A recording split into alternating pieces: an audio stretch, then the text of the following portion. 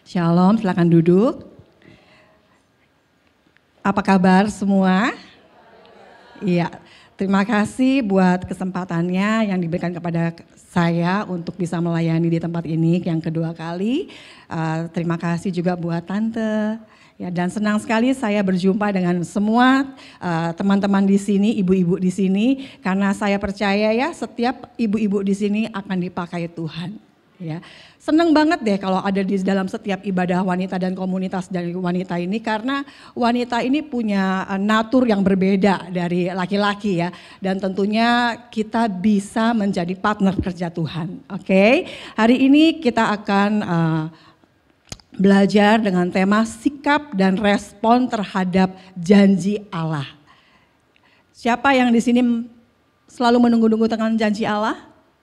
Semuanya ya. Dan Tuhan telah berjanji dengan sumpahnya kepada Abraham, Ishak dan Yakub. Itu sama seperti dengan sumpahnya kepada kita. Siapa yang percaya janji Tuhan kepada Abraham, Ishak, Yakub itu sama seperti dengan janjinya seperti kita. Ya, kita semua percaya ya, karena di Galatia 3 ayat 29, dan jikalau kamu adalah milik Kristus, maka kamu juga adalah keturunan Abraham dan berhak menerima janji Allah.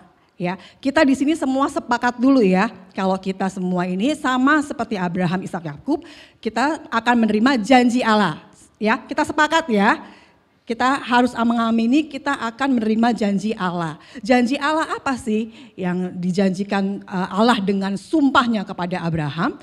Ya, janji Allah dia akan memberkati, dia akan menyertai, ya kan? Dia akan menjadikan bangsa yang besar.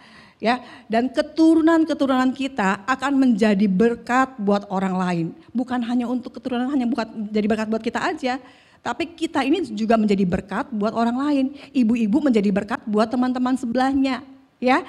Dan intisari daripada janji Allah itu di situ terdapat kasih setianya Tuhan yang enggak pernah gagal. Amin.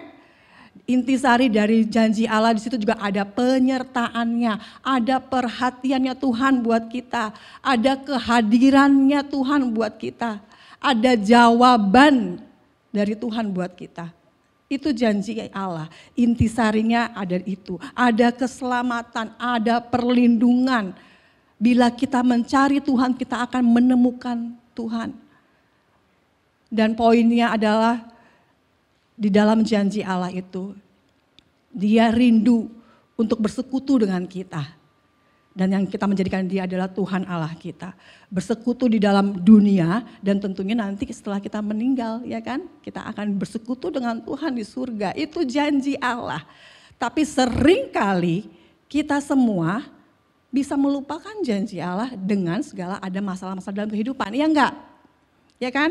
Kadang-kadang orang baca Alkitab. Orang membaca Alkitab dengan janji-janji Allah. Mungkin ada yang bacanya cuma selewat gitu aja. Dia nggak menyerapi dan dia tidak meyakini itu janjinya untuk kita. Tapi kita mau sadar pada pagi hari ini, setiap kita membaca Alkitab dan kita membaca janji Tuhan, itu tujuannya untuk kita.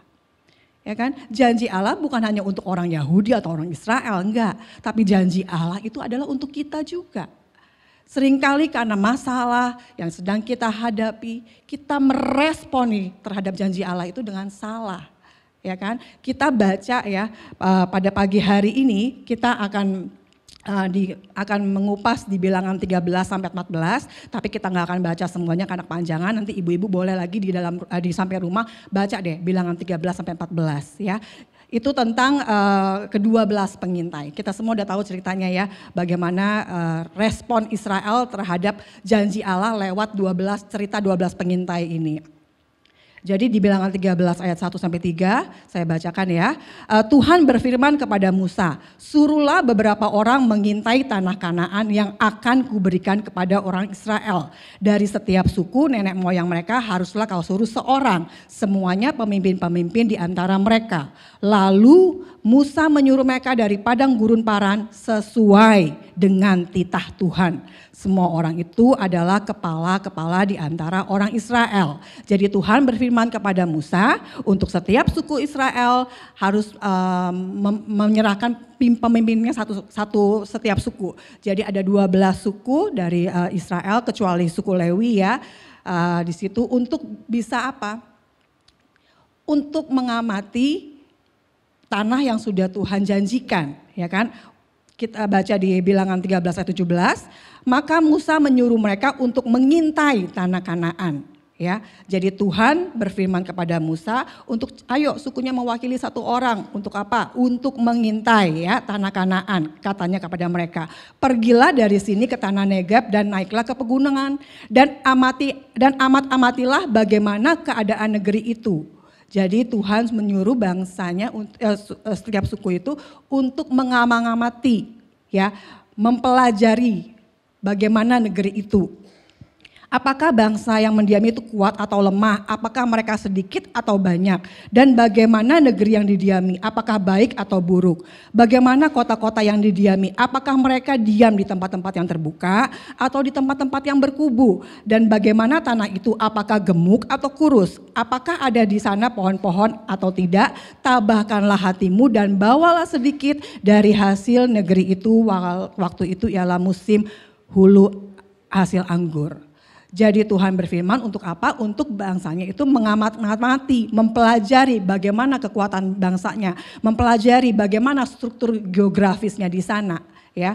Bukannya Tuhan tidak tahu sampai Tuhan kayak kurang kerjaan suruh orang situ. Enggak, Tuhan itu mau bangsanya itu untuk pintar, ya, untuk cerdas, mengamati dulu di sana. Ya kan? Dan Tuhan udah menjanjikan itu tanah yang penuh berlimpah-limpah susu madunya loh, ya kan? Tuhan mau juga kita itu untuk cerdas, ya. Itu sebabnya kita diberikan Alkitab. Kalau kali ini saya nggak bawa Alkitab ya, saya bawa iPad karena bawa Alkitab mesti bawa kacamata, saya nggak bisa baca. Ya. Jadi Tuhan mau kita itu juga mencari sumber pengetahuan lewat Alkitab. Ibu-ibu, Alkitab itu benar-benar sumber pengetahuan kalau setiap kita baca. Kalau kita baca Alkitab, yang kita fokusnya hanya diri kita sendiri, kita nggak akan dapat apa-apa. Ya kan? Malah kita akan mendapatkan ayat untuk nyerang-nyerang atau nyindir-nyindir. Tapi kalau kita membaca Alkitab karena kita cinta Allah dan haus akan kebenarannya, wow. Alkitab itu seperti kayak satu mystery box yang banyak sekali isinya di dalamnya itu. Tuhan begitu banyak mengajarkan tentang ilmu pengetahuan. Kalau kita baca ya tentang ilmu pengetahuan. Saya baca juga bagaimana Tuhan itu pinter banget. Saya ini fashion designer ya ibu-ibu ya. Saya baca, saya takjub baca waktu Tuhan berfirman pada Musa untuk buat baju zirah. Ya kan, dengan permata-permata warna-warnanya itu detail banget. Tuhan itu mengajarkan ilmu pengetahuan sampai sedetail itu. Kalau kita bacanya mungkin nggak ada kerinduan, kita cuma bacanya gini lama-lama ngantuk, ya nggak? Baca-baca imamat gitu kan, lama-lama bisa ngantuk gitu kan. Tapi kalau kita rasa haus tertuju pada Tuhan, kita akan banyak banget dapat pengetahuan di dalam Alkitab yang kita baca loh.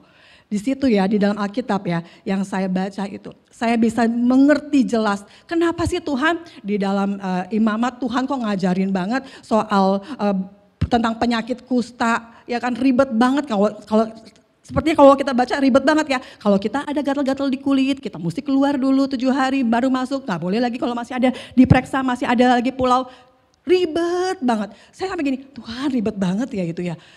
Tapi akhirnya saya dapat jawaban. Kenapa? Tuhan kok begitu detail tentang penyakit kusta, tentang apa semua yang ada yang kita pakai di barang-barang lah apa segala. Karena Tuhan mau ngajarin kita tentang kebersihan. Saudara-saudara, benar nggak? Kebersihan itu adalah karakter. Di sini siapa yang punya suami mungkin agak nggak bersih, agak jorok, tersiksa nggak ibu-ibu? Ya kan? Nah, dari kita bersih itu kita bisa jadi sehat, ya kan? Dari kita bersih, kita bisa membuat orang sekitar kita nyaman. Itu hal sepele, tapi yang saya baca Tuhan tuh memberikan penjelasan, wow, Kenapa makanya Tuhan sampai sedetail itu memberikan penjelasan soal waktu penyakit kusta lah, terus kalau misalnya diperiksa lah. Saya akhirnya dapat, oh ya Tuhan pengen memberikan satu pesan kalau soal kebersihan itu penting. Ya kan, kebersihan itu menyangkut karakter. Ya kan, kalau karakter kita jorok, ya kita nggak usah menghakimi lah, udah bisa panjang itu kalau bisa dijelasin ya. Tuhan adalah sumber segala pengetahuan yang kita baca, makanya itu kenapa kita harus baca Alkitab setiap hari. Kita bicarakan pagi, siang, sore, malam, ya kan. Kalau kita bersama anak-anak, bersama suami, kita discussnya tentang. Saya sekarang lagi begitu soalnya. Jadi kalau misalnya saya baca, saya dapat apa suami saya tuh duduk di depan sambil kita makan, saya bahas apa yang saya dapat ya. Sampai suami saya bilang, nih evangelis setiap hari kayaknya pada ngoceh-ngoceh terus. Tapi nggak apa-apa, Tuhan yang suruh. Ya kan, kita membicarakan siang, pagi, dan malam. Ya kan? Ya, lanjut ya. Dan apa yang mereka temukan di dalam pengintaian? Ya. Bilangan 13, 22-23. Mereka berjalan melalui tanah Negeb, lalu sampai ke Hebron. Di sana ada Ahiman, Sesai, Talmai, keturunan Enak. Hebron didirikan 7 tahun lebih dahulu dari Soan di Mesir. Ketika mereka sampai di lembah Eskol, dipotong mereka lah di suatu cabang dengan setandan buah anggurnya. Lalu berdualah mereka mengandarnya, juga mereka membawa beberapa buah delima dan buah ara. Ya, apa yang mereka temukan dalam pengintaian? Mereka menemukan Tamai, Sesai, Talmai. Mereka keturunan Enak. Dan memang diceritakan di sana keturunan Enak itu mempunyai ras yang raksasa, yang besar-besar, badannya besar. Ya. Dan mereka menemukan apa lagi? Mereka menemukan setandan buah delima, setandan anggur dan buah delima dan ara. Ciri-cirinya jelas nggak sesuai dengan janji Allah? Jelas kan? Ada buah anggur, ada buah delima, ada buah ara, yang mereka tuh di sini diceritakan ya, mereka itu bawanya anggurnya pada saat itu mesti sampai 2 orang yang gotong anggurnya. Berarti di sini jelas sebenarnya menjanjikan negeri itu subur sesuai dengan janji Allah. Ya kan? Tapi kita lihat ya respon-respon dari 12 pengintai ini. Setelah 40 hari mereka mengintai, singkat cerita mereka pulanglah dan mereka menghadap ke Musa, ke Harun dan segenap umat Israel. Mereka menghadap Musa, Harun dan segenap Israel untuk apa? Dan untuk mereka membawakan hasilnya apa yang mereka bawa selama dalam pengintaian. Ya, apa yang mereka bawa ya, di situ mereka membawa 13:26b sampai 27 ya. Mereka membawa pulang kabar kepada keduanya dan kepada segenap umat itu dan memperlihatkan kepadanya sekalian hasil negeri itu. Mereka menceritakan kepadanya, kami sudah masuk ke negeri itu kemana kau suruh kami. Dan memang negeri itu berlimpah-limpah susu dan madunya dan inilah hasilnya. Sesuai dengan janji Allah ya, di situ berlimpah-limpah sambil dia menyerahkan hasilnya. Ya,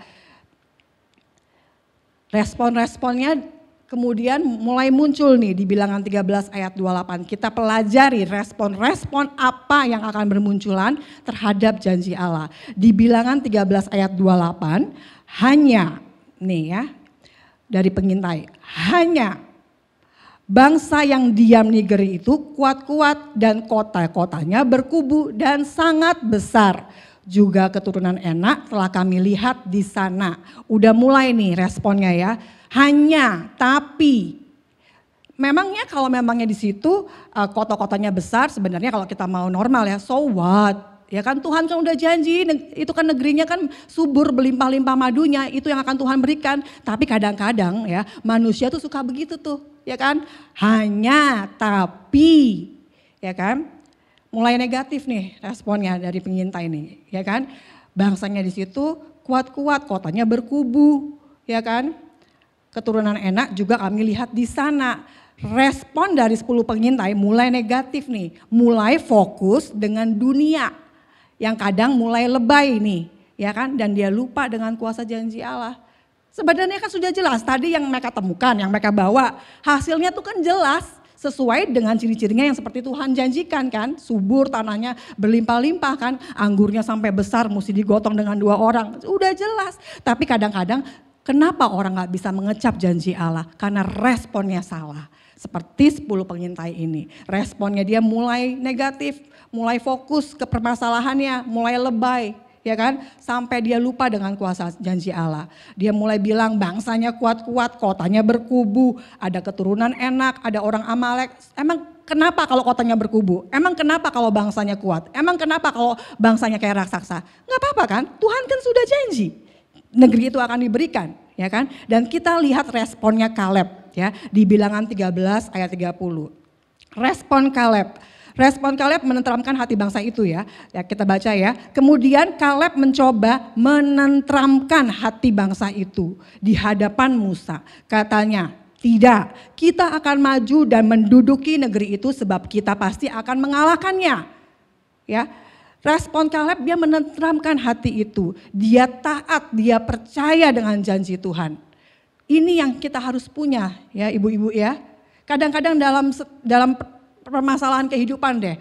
Ya mungkin dalam kehidupan rumah tangga atau di dalam pelayanan pekerjaan. Kadang-kadang atau sakit penyakit, kadang-kadang kan kita baru mau maju, Tuhan udah janjikan tuh di depan bener tuh begini. Kadang-kadang kan teman kita suka, tapi harusnya mungkin ditambah-tambahin orang-orang yang lebay-lebay ya kan. Sampai kita lupa fokusnya tuh apa janjinya Allah ya kan. Kita baca ya setelah itu di Bilangan 13 ayat 31 responnya pengintai ini mulai lagi negatifnya. Jadi kalau kita udah mulai buka celah dengan negatif, percayalah negatifnya akan tambah-tambah apalagi dengan teman-temannya ya kan. Kita baca, tetapi orang yang pergi ke sana bersama-sama dengan dia berkata, kita gak dapat maju menyerang bangsa itu karena mereka lebih kuat daripada kita.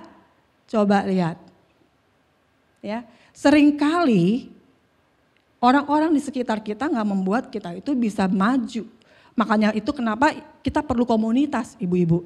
Seperti saat ini ibu-ibu punya komunitas sangat baik banget, saling menguatkan, saling mengingatkan. Jangan sampai ada di antara kita seperti 10 pengintai itu, ya kan? Gak bisa lah, gak mungkin lah bojomu balik misalnya kayak gitu. Gak mungkin sembuh kan sudah sampai stadium 3 misalnya, ya kan? Atau gak mungkin lah anakmu bisa sekolah.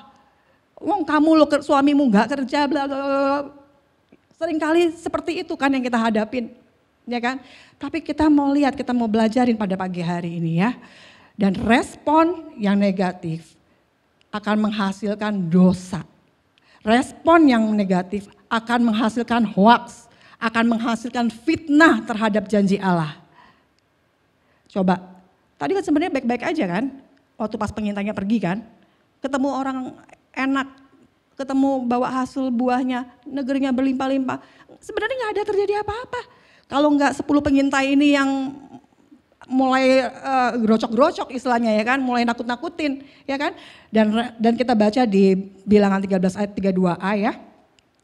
Nih mulai naik nih negatifnya nih, mulai nambah-nambah lagi ya hasil dari responnya. Juga mereka menyampaikan kepada orang Israel kabar buruk tentang negeri yang diintai mereka. Ya, mereka menyampaikan kabar busuk. Kita bisa pelajarin di sini, respon negatif akan jadi dosa yang akan naik tingkatannya. Kalau kita nggak sadar, kalau kita nggak tobat. Sadar yuk ibu-ibu yuk, jangan sampai kita mau menjadi seperti 10 pengintai ini. Ya, yang akhirnya kita mau merecokin janji Allah itu terjadi di gereja ini, di keluarga teman-teman atau di keluarga kita sendiri. Kita nggak mau menjadi wanita-wanita yang seperti 10 pengintai ini yang menyebarkan berita-berita busuk yang seharusnya tidak ada, tidak terjadi di situ. Kita lihat ya di 13:32b ya. Negeri yang kami lalui untuk diintai adalah suatu negeri yang memakan penduduknya. Tuh lihat tuh negatif banget ya, naik lagi kan tingkatannya kan. Tadi ya memberikan kabar busuk, sekarang naik lagi nih lebaynya nih coba ya. Negeri yang telah kami lalui untuk diintai adalah suatu negeri yang memakan penduduknya. Dan semua orang yang kami lihat di sana juga adalah orang-orang yang tinggi perawakannya. Juga kami lihat di sana orang-orang raksasa, orang enak yang berasal dari orang enak yang berasal dari orang-orang raksasa. Dan kami lihat diri kami seperti belalang dan demikian juga mereka terhadap kami. Saya mau memberikan pertanyaan. Ini kan yang dijawab sama 10 pengintai. Kira-kira tadi Yosua dan Kaleb ada di situ juga kan ibu-ibu? Dan Yosua dan Kaleb kan juga melihat hal yang sama, tapi Yosua dan Kaleb tidak punya pikiran seperti itu dan tidak meresponi seperti itu. Benar nggak? Padahal kita lihatnya sama. Kayak ibu di sini ya, ibu yang baju batik sama saya. Lihatnya sama, ini semua baik-baik aja, fine-fine aja. Ibunya Pastor Luke sehat, istrinya sehat, di sini semua jemaat-jemaatnya cantik-cantik, sehat-sehat. Kita lihatnya sama. Tapi mungkin salah satunya di antara kita, mungkin taruhlah saya. Saya bilang, enggak lah itu ibunya tuh lagi begini, tuh nah seringkali kan begitu kan. Seringkali kan begitu kan. Padahal yang kita lihat sama. Kalau kita semua sepakat positif dengan janji Allah, kita akan melihat gereja ini akan diberkati. Apalagi baru ulang tahun kan wanitanya ya kan. Selamat ulang tahun untuk Rehoboth Ministry Women ya. Saya senang banget kalau setiap di Surabaya ini ada persekutuan wanita yang menguatkan. Nah, kita melihatnya sama semua di sini, Tuhan akan pakai semua di sini. Tapi kalau salah satu di antara kita, nggak mungkin lah, lu tahu nggak sih yang baju itu, ya kan? Gini. Nah ini nih yang terjadi nih, ya kan? Dan dosa loh orang yang seperti ini, saya kasih tahu ya, dosa. Kalau kita baca nanti ke Bilangan 14, ngeri banget untuk orang-orang yang suka menyebarkan fitnah, ya, yang untuk menyebarkan hoaks, itu ngeri banget jatuhnya. Nanti kita bisa pelajari di Bilangan 14. Kita baca yuk abis itu yuk. Respon dari 10 pengintai ini menunjukkan apa? Ya, menunjukkan iman yang lemah, yang menghasilkan dampak-dampak negatif. Dia membuat suasana menjadi suram, menakutkan, ya kan? Bahkan mereka mengecilkan dan memfitnah tentang janji-janji Allah yang telah Tuhan bersumpah loh. Ya kan? Allah telah bersumpah. Ingat, Allah telah bersumpah untuk memberkati. Tapi hanya gara-gara 10 ini, pengintai ini, ya kan, yang fokusnya sama masalah-masalah dunia, akhirnya dia menghancurkan bangsa itu pada saat itu. Dan sayangnya banyak umat yang terpengaruh. Kalau saat-saat ini kita boleh melihat, sayangnya hal-hal yang negatif, berita-berita yang negatif seringkali memang menyenangkan banyak orang yang punya hatinya gak bersih. Benar nggak? Ya kan, semakin digosok semakin sip. Ya kan, kalau perlu habis ngopi ini kita lanjut kemana lagi, kita bahas ini sampai selesai. Wow, benar nggak? Ya kan, seringkali kita lebih cenderung menyukai berita-berita yang, apalagi kalau salah satu di antara teman kita ada yang punya masalah dengan orang itu. Wow, ya kan? Ayo kita sadar yuk. Kita sadar ibu-ibu. Kita jangan mau jadi seperti 10 pengintai ini. Jangan sampai kita menggagalkan janji Allah terhadap teman kita, terhadap saudara, terhadap kita juga. Hanya gara-gara sifat lebay kita, sifat sok tahu kita yang suka mengandai-andai berita buruk. Ya. Hasil dari respon yang negatif membuat sikap bangsa Israel menjadi berdosa dan binasa. Kita lihat ya. Hasil dari respon-respon yang salah akhirnya membuatkan satu sikap yang salah juga. Kita baca di Bilangan 14 ayat 1. Lalu segenap umat itu mengeluarkan suara nyaring dan bangsa itu menangis pada malam itu. Bersungut-sungutlah semua orang Israel kepada Musa dan Harun. Dan segenap umat itu berkata kepada mereka, sekiranya kami mati di tanah Mesir atau di padang gurun ini, mengapa Tuhan membawa kami ke negeri ini supaya kami tewas oleh pedang dan istri anak-anak kami menjadi tawanan? Bukankah lebih baik kami pulang ke Mesir? Sikap seperti ini udah sering banget kita baca ya, ibu-ibu ya, di Alkitab ya, tentang perjalanan bagaimana Tuhan membawa bangsa Israel keluar dari Mesir. Bersungut-sungut. Seringkali kita juga bersungut-sungut ya enggak? Sedangkan kalau kita pelajarin ya, sudah berapa banyak mujizat yang bangsa Israel kecap. Yang sudah berapa banyak yang bangsa Israel bisa lihat, bahkan dia bisa melihat kehadirannya Allah, ya kan? Aduh, saya kalau baca itu kadang-kadang gemes deh sama bangsa ini ya. Maksudnya kalau kita itu ada di hidup di zaman itu, kita bisa melihat langsung mujizat dari Tuhan, langsung perkataan dari Allah kepada Musa.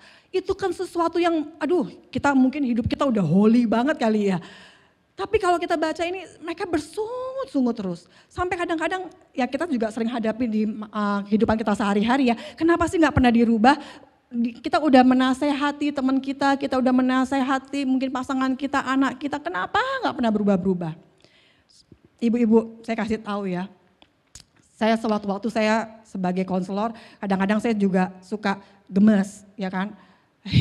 Kok lama banget balik lagi. Udah mau ngecap janji Tuhan, karena dia fokus ke dunia, balik lagi ke sini. Begitu terus, seperti kayak bangsa Israel, muter gitu. Akhirnya Tuhan mengingatkan saya di bacaan Alkitab yang saya baca pagi hari. Itulah manusia. Itulah manusia. Kalau kita baca ya, pada saat waktu Musa naik ke gunung, ya kan, dia berjumpa dengan Allah dan Tuhan itu menulis sendiri dengan tangannya ke dua buah batu. Ingat ya ibu-ibu cerita itu ya. Pada saat itu, waktu Musa 40 hari di atas gunung dan berjumpa dengan Allah dan Tuhan sendiri yang menulis dalam batu itu. Ini udah Tuhan sendiri, kalau dia masih ada nih, kita udah taruh di museum, udah dibagusin. Nah, itu tulisannya Tuhan loh, bukan tulisannya Musa gitu kan. Nah, pada saat itu, pada saat di atas, setelah Tuhan melihat bangsa Israel di bawah, akhirnya dia mengumpulkan emas dan dia membuat dewa itu kan. Betapa marahnya Tuhan di sana. Ini Tuhan mengingatkan saya ya waktu saya baca itu. Betapa marahnya Tuhan sampai Tuhan mau habisin, mau binasain semua bangsa Israel karena dia telah menyembah berhala ya. Tapi lihat, Musa nggak lihat, Musa kan masih di atas, tapi kan Tuhan bisa lihat kan. Nah Musa itu pengen menenteramkan hati Tuhan, dia hatinya lembut banget kan. Jangan Tuhan, maafinlah mereka, kan Tuhan penuh pengasih. Apa kata bangsa Mesir nanti kalau dia melihat Tuhan yang bawa dari keluar Mesir, Tuhan sendiri yang membinasakan. Nah Musa mau jadi pahlawan buat Tuhan nih ceritanya, mau mengademkan hati Tuhan supaya Tuhan tuh gak marah membinasakan. Tapi lihat pada saat akhirnya Tuhan mengiyakan dan Tuhan gak jadi binasakan bangsa Israel pada saat itu kan. Nah singkat cerita waktu Musa turun dari gunung dan dia melihat bangsa itu udah gak kacau balau dengan akhirnya apa yang Musa buat? Dia banting, artinya dia sendiri juga gak kuat menghadapi manusia. Ya kan? Jadi kalau saat ini kita sedang menghadapi suami kita yang sedang bermasalah, sabar. Bukan dibanting, bukan dibanting, sabar ya. Tuhan sendiri juga sebenarnya udah, ya kan. Musa mau jadi sok-sokan nih, jangan. Tapi ternyata memang ya itulah manusia. Waktu saya baca itu Tuhan mengingatkan, ya itulah manusia. Jadi setelah saya mendapatkan jawaban dari Tuhan, sekarang saya sudah mulai mengerti. Ya kan, kalau misalnya ada orang yang konseling, saya udah gak lagi nuntut dia untuk harus ikutin omongan, terus habis itu enggak, biarlah Tuhan berproses dengan dia secara pribadi, gitu loh. Ya kan, saya akan mempunyai jadi satu kasih, satu empati buat orang-orang yang sedang dalam masalah. Ya oke, kita doakan sajalah suami kita serahkan ke Tuhan, biar Tuhan Yesus sendiri yang beracara dengan dia lah. Tugas kita apa sih? Tugas kita meneladani Kristus, hidup dalam tuntunan Kristus, bersikap dengan tuntunan Kristus, itu akan memenangkan mereka kok, ya kan? Dan ayo kita lanjut lagi ya. Sikap Israel mereka menjadi panik, mereka menjadi nangis, tuh dosanya bertambah-tambah. Bersungut-sungut, dia mulai drama lagi salahin Tuhan. Kalau aja Tuhan, Tuhan itu di sana kan udah dibilang kan dia Tuhan paling gak suka sama orang yang bersungut-sungut. Tuhan itu sudah memberikan janjinya. Tapi kenapa kamu bersungut-sungut? Dan kita lihat ya, hasil sikap dari sungut-sungut ini ngeri banget loh. Kalau kita baca nanti di 14 nanti ya, Tuhan akan melakukan apa yang disungut-sungutkan bangsa itu. Kita lihat nih, ngeri banget. Dan bahkan ya, sikap Israel yang sudah mulai panik, sudah mulai drama, sampai-sampai dia hampir mempengaruhi dan melemahkan Harun dan Musa. Karena Harun dan Musa setelah itu sampai sujud ke tanah, ya. Israel banyak alamin mujizat dan kita bisa pelajarin di sini. Mujizat itu tidak menyelamatkan. Kalau kita hanya ikut Tuhan, hanya cari mujizatnya aja. Benar ibu-ibu?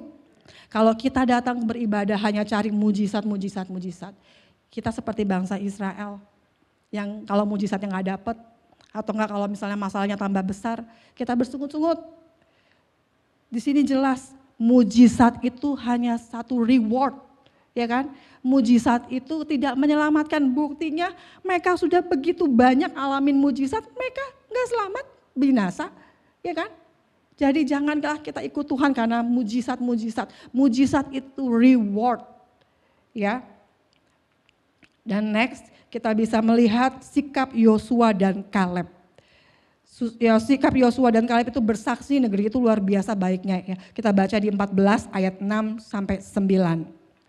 Tetapi Yosua bin Nun dan Kaleb bin Yefune yang termasuk orang-orang yang telah mengintai negeri itu mengoyakkan pakaiannya dan berkata kepada segenap umat Israel, negeri yang kami lalui untuk diintai itu adalah luar biasa baiknya.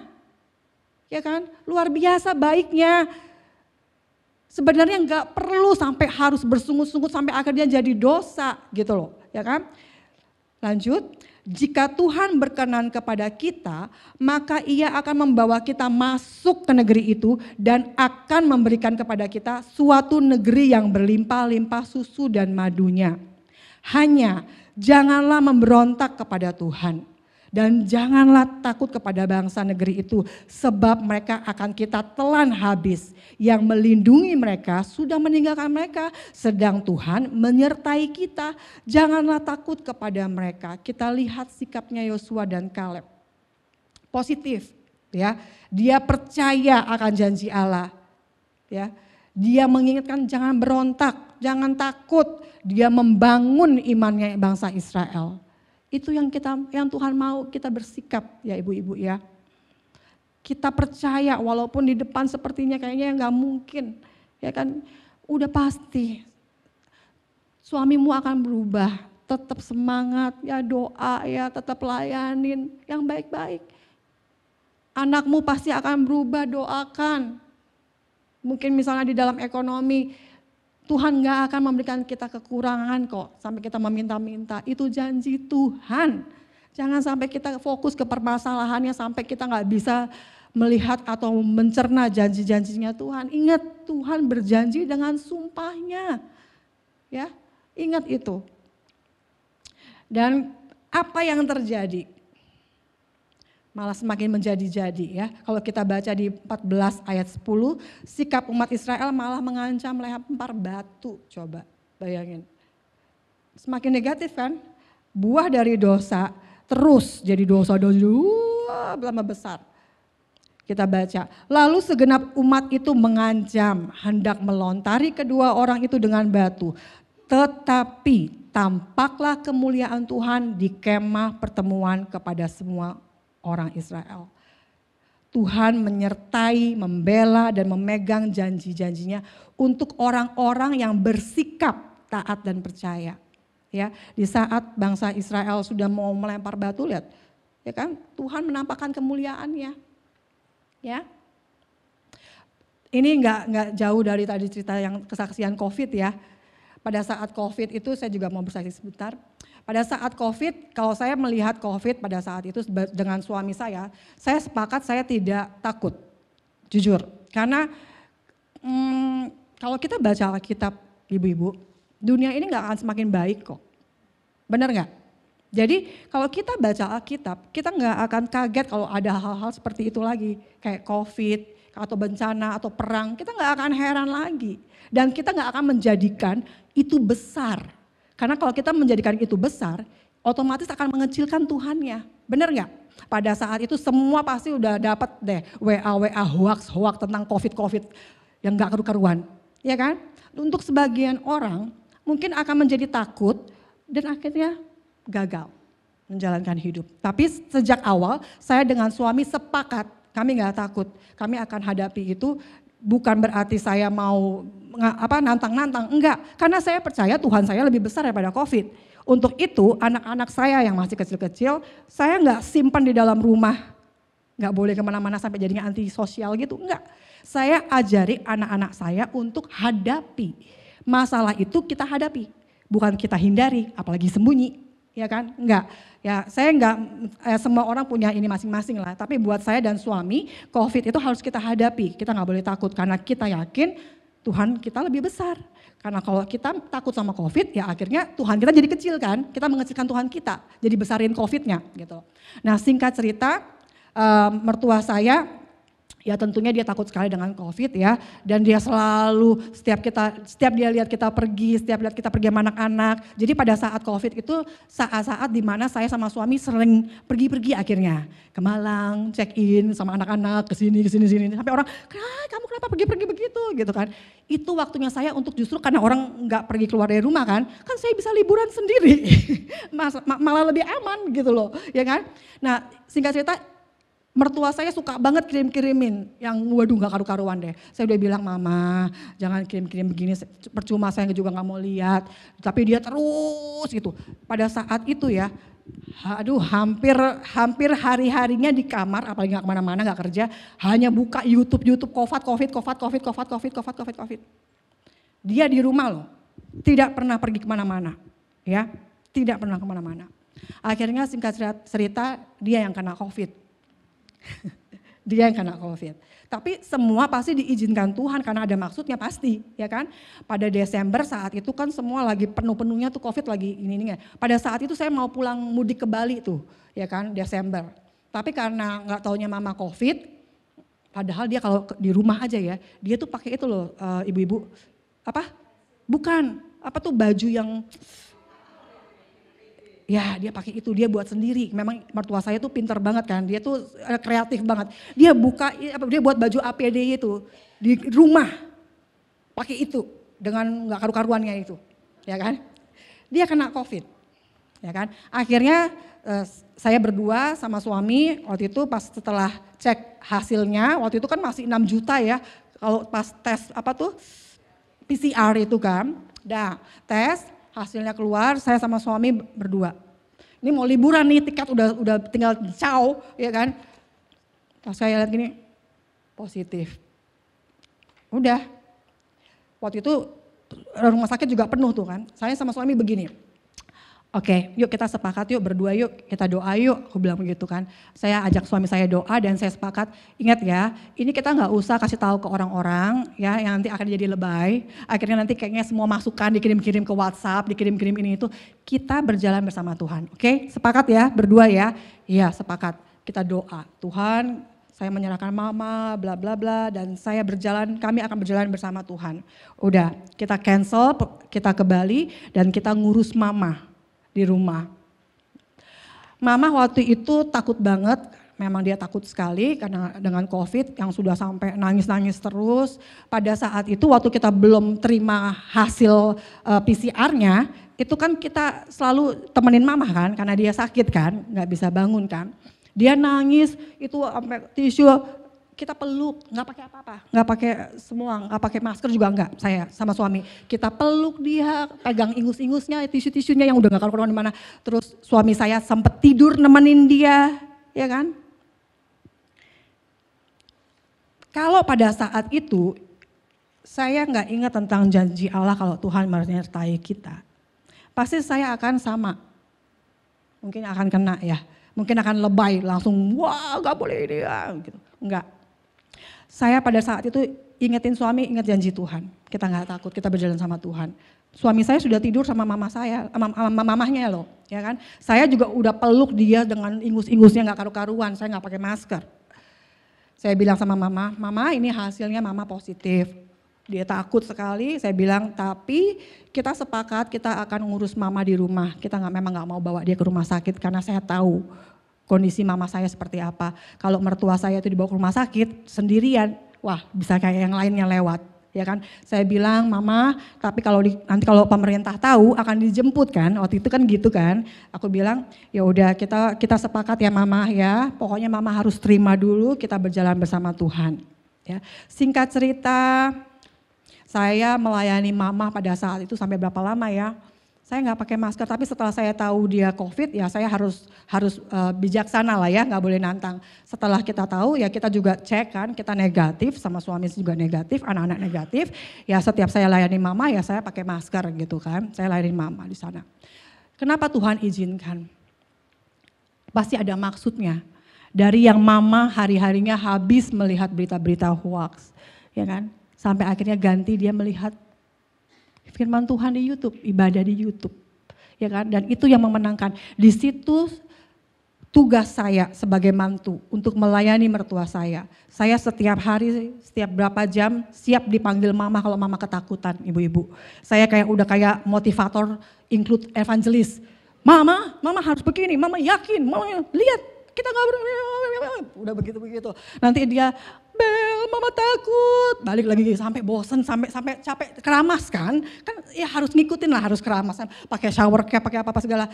Mama jam 3 pagi, mama gini, mama jangan takut ya, mama baca ini, ikutin YouTube-nya firman Tuhan, ibadah saya bagiin semua firman Tuhan. Stop mama, jangan stop saat ini juga, stop lihat berita-berita COVID saat ini juga, ya kan? Udah sampai di situ. Akhirnya berjalan waktu ya dia sembuh ya kan, dan di situ dia bisa melihat janjinya Allah.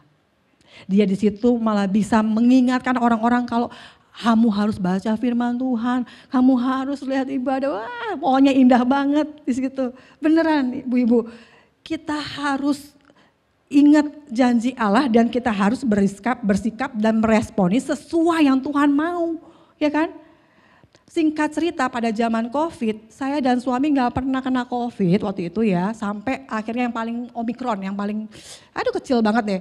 Di situ tugas saya membantu teman-teman saya, saudara-saudara saya yang COVID, kita mencari obat, kirimin makanan, saya masak sup. Di situ tugas saya. Dan lihat hasilnya, saya gak takut ya, saya gak kena COVID. Kena COVID-nya tuh terakhir pas Omikron cuman sehari doang panasnya, itu pun juga gak ada apa-apa ya kan. Tapi saya taat. Ya udah, padahal nggak ada rasa apa-apa, tapi kan positif Omikron. Ya udah saya taat ya, 10 hari saya nggak keluar dari kamar. Ya itu Tuhan mau saya me time, ya kan, baca firman Tuhan, lihat YouTube, istirahat. Kapan lagi kita bisa santai-santai di tempat tidur ya kan? Kan kadang-kadang Tuhan izinkan itu untuk supaya kita bisa rest, bisa me time sejenak, ya kan? Dengan kita me time ya kita pasti akan mendapatkan sesuatu yang baru-baru lagi. Kalau kita positif, ya kan? Makanya kenapa kita harus positif ibu-ibu. Jangan sampai kita seperti 10 pengintai itu. Yuk kita lanjut yuk. Dampaknya ya, apa sih yang terjadi dari sikap-sikapnya mereka itu. Kita bisa lihat ya, yang kita pelajari apakah itu ada di antara kita. Kita mau rendah hati, mengakui dan kita minta ampun, apakah sikap-sikap dari 10 pengintai ini ada di kita ya. Kita di 10 pengintai itu di sini saya pelajarin ya. 10 pengintai itu ada sikap-sikap penyebar hoaks, memecah belah umat. Dia nggak percaya janji Tuhan, mengecilkan Tuhan, fokusnya ke dunia daripada Tuhan, suka lebay, suka keributan, pemfitnah, hatinya busuk dan jahat. Ini 10 pengintai, sikap-sikapnya ya. Dan dia menistakan Tuhan karena telah menistakan janji-janji Allah yang telah bersumpah itu. Dan kita bisa lihat dan teliti dari umat Israel yang lemahnya iman itu, ya mereka gampang terombang-ambing, gampang terpengaruhi dengan hanya masalah kecil bisa langsung berubah. Terus euforianya hanya happy-happy, hanya mau mujizat-mujizat aja. Kalau lagi happy-happy, aku ada di situ, ya kan. Kalau udah mulai disuruh doa puasa, enggak deh. Nah itu kayak gitu ya. Terus kita lihat lagi di situ, ya hanya fokus ke diri sendiri dan tidak kontrol diri. Tapi kalau kita mau pelajari dari Yosua dan Kaleb, dia taat, dia percaya Tuhan, dia percaya diri, sikapnya terkontrol, optimis dengan masa depan yang baik walaupun susah, tapi dia tetap optimis dan pegang janjinya Allah. Dia semangat dan membawa damai sukacita. Inilah sikap dari Yosua dan Kaleb ya yang kita pelajari. Kita lihat dampak dari respon dan sikap 10 pengintai Israel yang lemah. Ngeri banget. Kalau kita lihat ya, kita baca nanti ibu-ibu boleh baca, itu kepanjangan banget di Bilangan 14 ya ayat 2 sampai 3. Di sini tercatat ya, semua yang tercatat namanya di atas 20 tahun tuh mati di padang gurun. Sesuai dengan omongannya sendiri ya, seperti yang tadi yang dia bersungut-sungut itu loh, ya kan? Terjadi akhirnya, kita akan mati semua di sini, anak-anak akan menjadi tawanan, itu terjadi, ya kan? Kita baca ya. Di Bilangan 14 ayat 28 sampai 29. Nih Tuhan.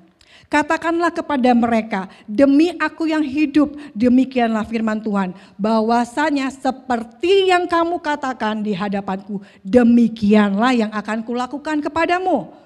Di padang gurun ini bangkai-bangkaimu akan berhantaran, yakni semua orang di atas kamu yang dicatat, semua tanpa terkecuali yang berumur 20 tahun ke atas. Karena kamu telah bersungut-sungut kepadaku, sebab itu hati-hatilah dengan apa yang kita katakan ibu-ibu. Ya kan? Kadang-kadang kalau kita melihat suami kita gak berubah-ubah, gak mungkin berubah dia, gak mungkin, aku udah tahu dia modelnya kayak apa. Nah ini loh gak boleh, ya kan? Ingat janji Allah, dia pasti akan berubah sesuai dengan waktunya Tuhan. Sikap kita harus optimis, harus semangat, ya kan? Gak boleh kita sembarangan ngomong, gak mungkin aku sembuh, kon gak lihat aku wes gini. Gak mungkin berubah gini. Kadang-kadang kita begitu hati-hati dengan mulut kita sendiri. Itu sebabnya Tuhan ingatkan kita kan apa yang baik, apa yang indah, pikirkan, ucapkan itu. Tuhan mau kita memikirkan yang indah-indah, yang baik-baik, ya kan? Dan lihat di sini nggak main-main loh. Memang Tuhan akhirnya melakukan apa yang dikatakan bangsa itu. Lihat dari respon yang salah, ya kan? Akhirnya dia mendapatkan, ya tidak mendapatkan janji itu, malah binasa. Di Bilangan 14 ayat 30 di situ menjelaskan tidak akan masuk dan lihat mengecap janji Allah kecuali Yosua dan Kaleb. Dan dampaknya lagi dari respon sikap 10 pengintai itu apa? Anak-anak mereka jadi tawanan seperti yang dikatakan mereka dalam sungut-sungut dan mengembara 40 tahun lagi dan menanggung akibat dosa ketidaksetiaan orang tuanya. Kita baca di situ akhirnya ya mereka mesti mengembara lagi ya kan? Akibat apa? Ya akibat kesalahan orang tuanya. Itu sebabnya kita harus hati-hati bersikap dan bertindak. Kalau nggak gitu kasihan anak-anak kita juga. Mereka yang menanggung akibat dari kesalahan kita. Kalau kita hidupnya semena-mena, kalau saya dulu tidak berubah, anak-anak saya kasihan. Dia harus menanggung malu, ya kan? Kalau kita nggak berubah, kasihan anak-anak kita. Ya, di sini dibilang mereka mengembara lagi 40 tahun menanggung akibat dosa ketidaksetiaan orang tuanya. Apalagi dampaknya, ya mereka menanggung akibat kesalahan 40 hari dihitung dari 40 hari dihitung sampai 40 tahun ya. Nanti baca di 14 ayat 34 ya. Padahal Kanaan tuh udah deket loh. Padahal Kanaan tuh tinggal selangkah lagi dari Kades itu yang mereka tempatin pada saat itu. Kalau dihitung mungkin hanya ya berapa hari doang sudah sampai. Tapi lihat akibat dari respon yang salah. Mereka harus menanggung generasinya ya. Generasinya yang 20 tahun ke bawah itu, yang 20 tahun ke atas kan sudah diiniin. Harus menanggung 40 tahun lagi, Tuhan kalikan tuh 40 hari dikali 1 tahun jadi 40 tahun, coba bayangin. Dari yang cuma berapa hari, akhirnya 40 tahun mesti mengembara lagi. Ya, kita lihat kalau respon kita salah, kita nggak cepat mengecap janjinya Allah. Kita harus kayak orang bodoh putar-putar dengan permasalahan yang sama mulu. Karena apa? Karena sikap dan respon kita yang salah. Kita nggak mengecap janjinya Tuhan. Ya, apa jadinya saya dulu nih ya? Kan ibu-ibu bisa ngomong mungkin, ibu mah enak aja ngomong begitu, dia nggak tahu masalah saya. Mungkin ibu-ibu setiap punya masalah pribadi masing-masing yang sepertinya kayaknya masalahnya besar banget, ya kan? Mungkin ibu-ibu bisa mikir, ya ibu enak sih bisa ngomong begitu nggak ngalamin seperti saya. Saya juga kan pernah saya kesaksian kan, saya juga pernah nggak ada harapan, nggak bisa punya anak, itu yang sudah divonis sama dokter nggak bisa punya anak kan. Apa jadinya kalau saya hanya fokus ke situ, tidak percaya dengan janji Allah, ya berarti juga bukan berarti yang nggak punya anak nggak mengecap ya, bukan ya. Janji Allah itu kan semuanya banyak sekali kan, ada damai sukacita, berkat damai sukacita, kelimpahan, kesehatan, semua banyak kan, bukan cuma anak doang. Tapi kalau kasus saya, apa jadinya kalau saya fokusnya ke permasalahan saya, mengasihani diri saya terus, yang jadi wanita nggak bisa punya anak, saya pasti nggak akan pernah mengecap janjinya Tuhan sampai detik ini. Permasalahan saya mustahil untuk punya anak, udah dibilangin mustahil, nggak ada harapan.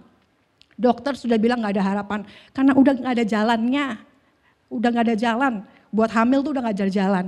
Rahim saya tuh juga bolong. Coba bayangin, udah gak ada harapan. Seharusnya kalau misalnya saya tidak percaya sama Tuhan, seharusnya kalau saya pada saat itu banyak banget alasan untuk bisa mengasihani diri saya sendiri ya kan.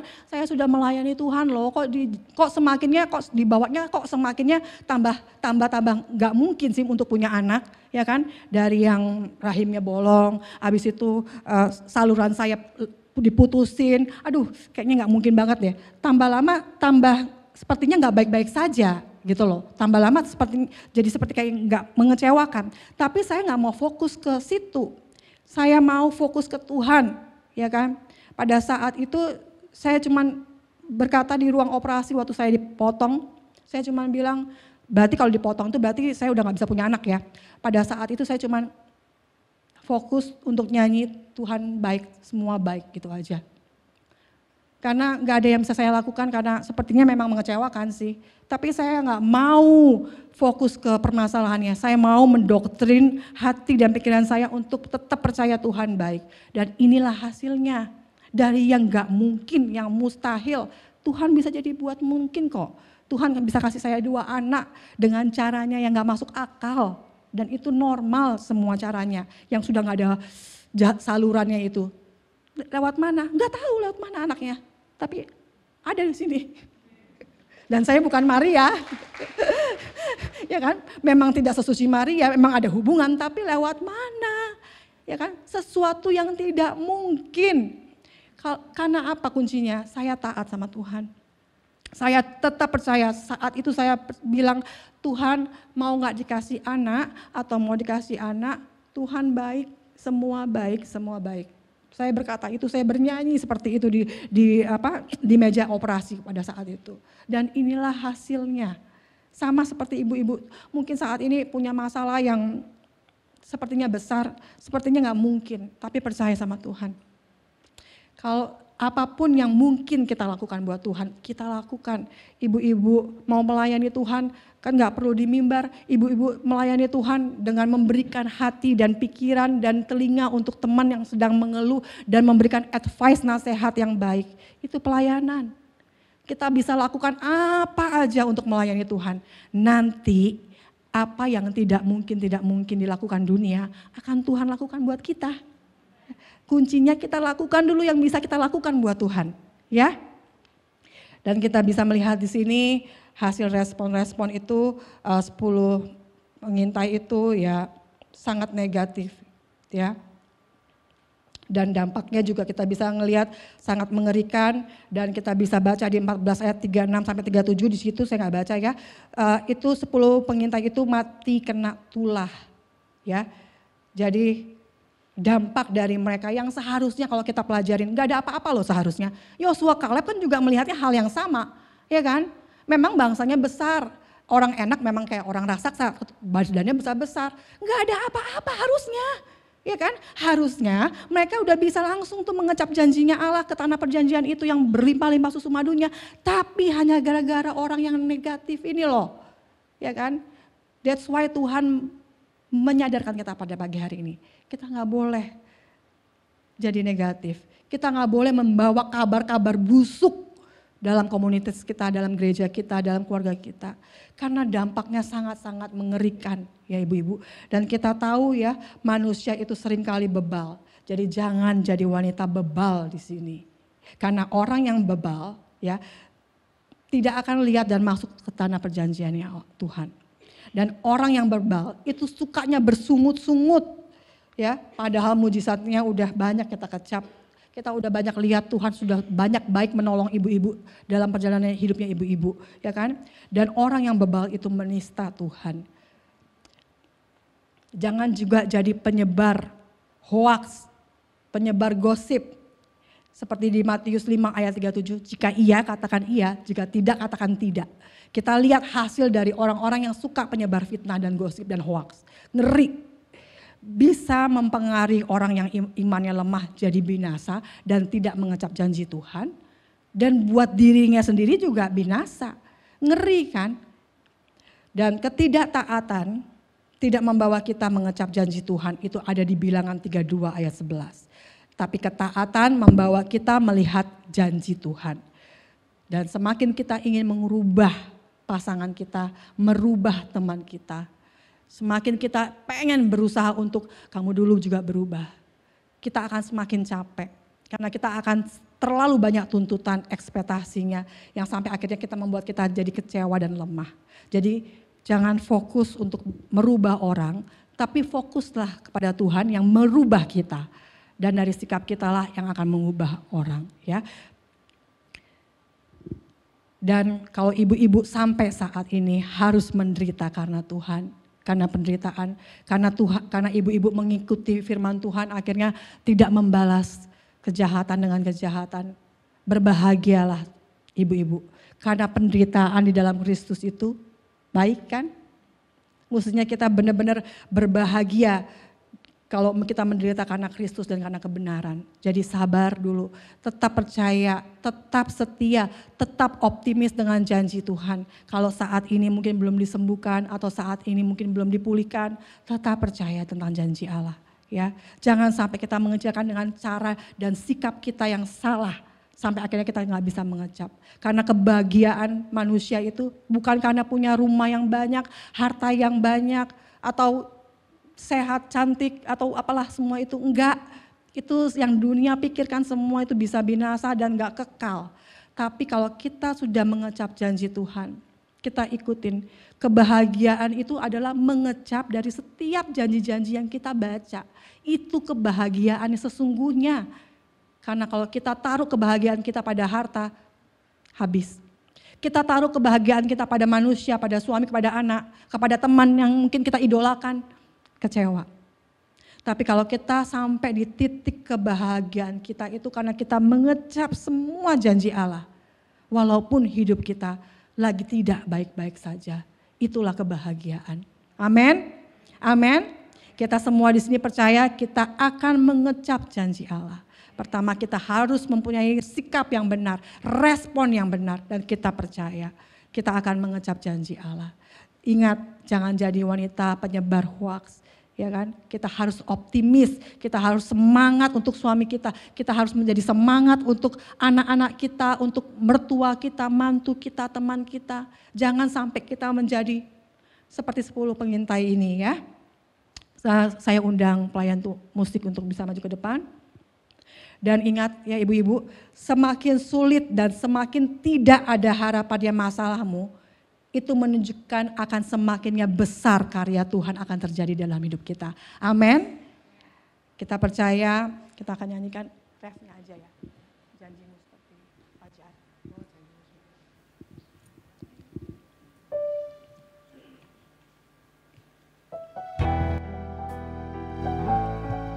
Kita nyanyikan refnya aja, janjimu seperti fajar pada pagi hari.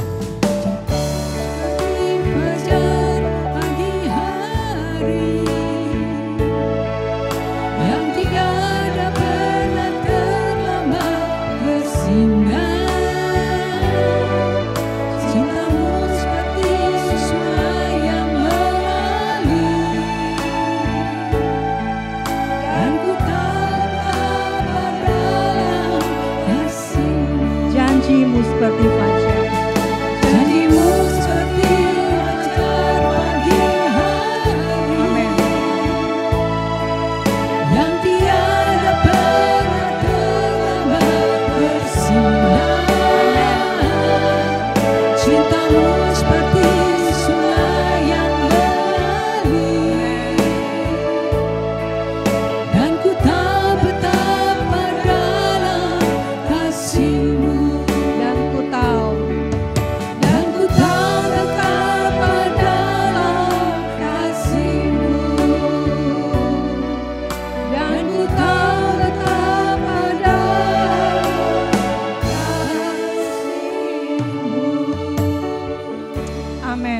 terima kasih ya Bapa. Sungguh kami mengetahui begitu dalam kasih-Mu Tuhan. Dan kasih-Mu itu tidak pernah gagal untuk kami ya Bapa. Terima kasih Tuhan buat kesempatan pada pagi hari ini kami sudah mendengarkan firman-Mu Tuhan. Dan kiranya ya Bapa, kami mau mengamini semua firman-Mu dan kami mau melakukannya. Bantu kami Tuhan untuk bisa mampu Tuhan melihat, mengecap janji-Mu Tuhan. Berikan kami kemampuan Tuhan untuk bisa melangkah di setiap perjalanan hidup kami Tuhan. Kami mau percaya ya Bapa, janji-Mu ya dan amin. Janji yang sama seperti telah Engkau Tuhan sumpah kepada Abraham, Ishak dan Yakub. Itulah janji yang sama untuk kami kecap ya Bapa. Terima kasih Bapa, terima kasih Tuhan. Kuatkan setiap kami yang lemah ya Bapa. Dan biarlah kami juga mau melihat Tuhan satu kemuliaan yang Tuhan akan berikan kepada kami semua. Berkati keluarga kami, berkati Tuhan gereja kami, berkati Bapak Ibu Gembala di tempat ini ya Bapa. Kami serahkan semua ke dalam tangan-Mu Tuhan. Untuk selanjutnya dalam kehidupan kami Tuhan. Sepenuhnya milik Tuhan. Biar Tuhan sendiri yang beracara dalam setiap kehidupan kami. Kami mau belajar untuk bisa percaya dan taat akan janji Tuhan. Janji yang kami pegang di dalam nama Tuhan kami Yesus Kristus. Hanya di dalam nama Tuhan kami Yesus Kristus kami berdoa dan mengucap syukur. Haleluya. Amin.